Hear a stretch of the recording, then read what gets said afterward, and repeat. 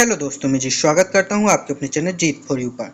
तो जैसा कि आपको मालूम है 5 मई को आपका नीट का पेपर है, उसी की प्रैक्टिस अपन कर रहे हैं, जो कि अपनी हिंदी इंग्लिश दोनों में क्वेश्चन हैं।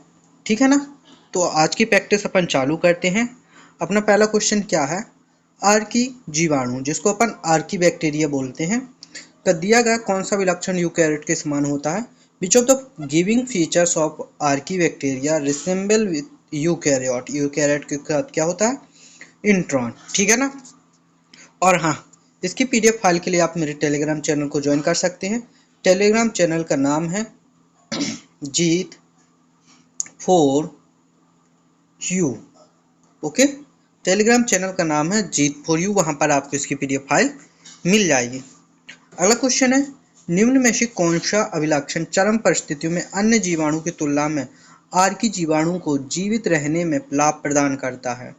Which of the following features confers surviving advantage of Archaebacteria in extreme condition as compared to other bacteria? Different cell wall structure। किसके कारण होता है? Different cell wall structure के कारण।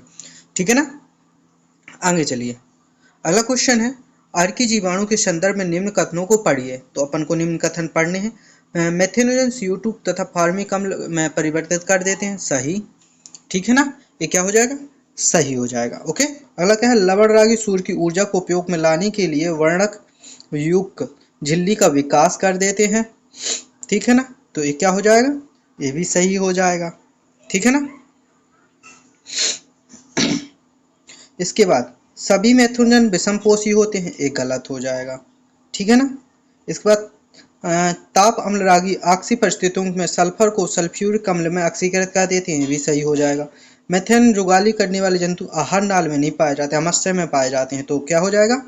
ए सही है, बी सही है और डी सही है। तो कौन सा ऑप्शन? 4 नंबर का ऑप्शन आपका सही हो जाएगा। ठीक है ना। आगे चलिए, निम्न में से कौन सा ऑक्सीजनित प्रकाश संश्लेषण करने वाला सबसे प्राचीन जीव है? Which of the following is most existent organism having oxygenic photosynthesis? सबसे प्राचीन जीव कौन सा है? एनावीना। ठीक है ना। कौन सा है? एनावीना। आगे, साइनो जीवाणु बोले तो साइनोबैक्टीरिया आर। साइनोबैक्टीरिया कैसे होते हैं? Gram negative photosynthetic prokaryote.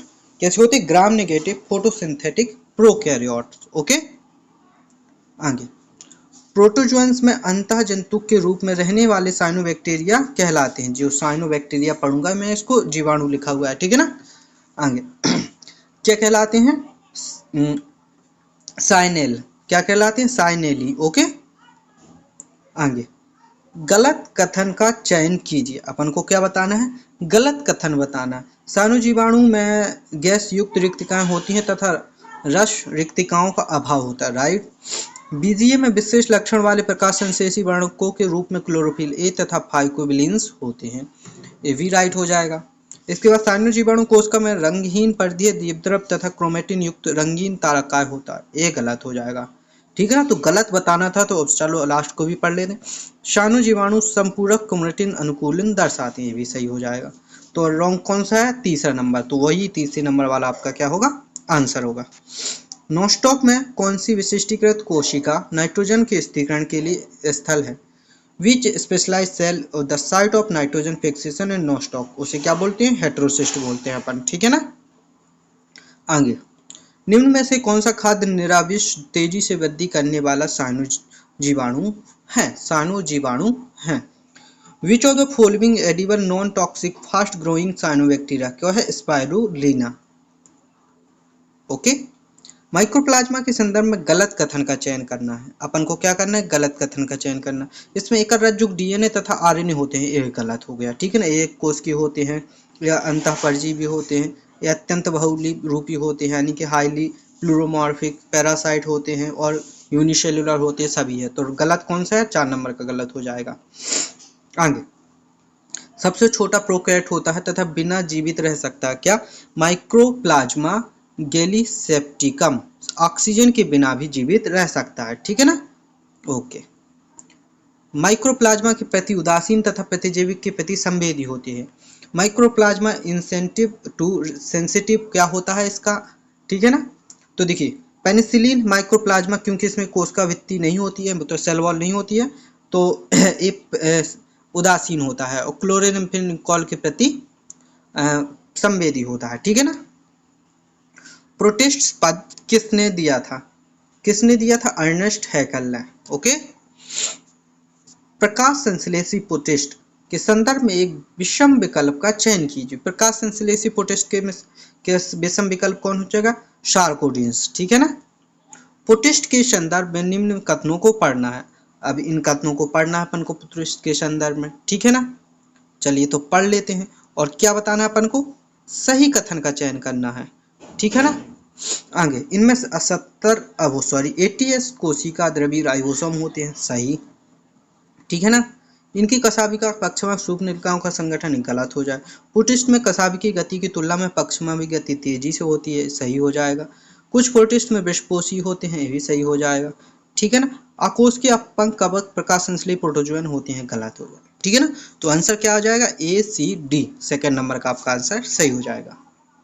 आगे, निम्न में से कौन सा अरीय समिति सहित केंद्रीय प्रकाश वाला सुनहरा भूरा प्रकाश संश्लेषी प्रोटिस्ट है? सुनहरा भूरा प्रकाश संश्लेषी प्रोटिस्ट कौन है? मेलासाइट्स। ओके, मेलोसाइट्स। ठीक है ना।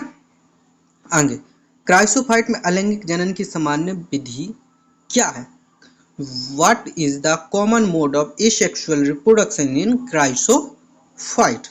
वाइनरी फ्यूजन, जिसको अपन क्या बोलते हैं? द्विविभाजन। ओके। आगे, कीलेलजोर डायटमी मृदिका में संदर्भ में निम्न कथनों को पढ़िए तथा गलत कथन का चयन कीजिए। तो गलत कथन का चयन करना है अपन को। यह डायटम्स के सख्त आवरणों के खनन से प्राप्त किया हुआ एक श्वेत अछिद्रित चूर्ण है। ना, सख्त खनन नहीं होता है। खुरदुरा व कड़कमय होता है। सही है। इसमें इसका उपयोग मध्यकरण उद्योगों तथा गन्ना रिफाइनरी में निस्यंदन में किया जाता है। ठीक है ना। तो ये क्या हो जाएगा? ये सही हो जाएगा। इसका ध्वनि रोधक घरों में बनाने में उपयोग किया जाता है। ये भी सही हो जाएगा। इसे रात्रि दृढ़ता को घटाने के लिए पेंट में ना, ये तो गलत हो जाएगा। तो इसका कौन सा आ जाएगा? ए और ई। अगला क्वेश्चन है, घूर्णी कसाब में लोरिका की प्लेटें किससे बनी होती हैं? The plate of lorica in dinoflagellate composed of किससे बनी होती हैं? सेलुलोज एंड पैक्टिन से। घूर्णी कसाब में लोरिका की प्लेटें किससे बनी होती हैं? सेलुलोज तथा पैक्टिन से। ओके। घूर्णी कसाब के संदर्भ में गलत कथन का चयन करना। गलत कथन का चयन करना। इसमें 2 कसाब होते हैं, अनुप्रस्थ रूप से स्थिर होते हैं। ये गाला गलत हो जाएगा अपना, बाकी ये सभी सही हैं। तो आज की वीडियो में अपन इतने क्वेश्चन देखेंगे। ये रही इसकी आंसर की। ठीक है ना। अब क्या करना है आपको? वीडियो को लाइक करना है और चैनल को सब्सक्राइब करना है, और वीडियो को अपने दोस्तों के साथ शेयर करना ताकि उनकी भी हेल्प हो सके। तो मिलते हैं ऐसी अगली वीडियो में, तब तक के लिए धन्यवाद।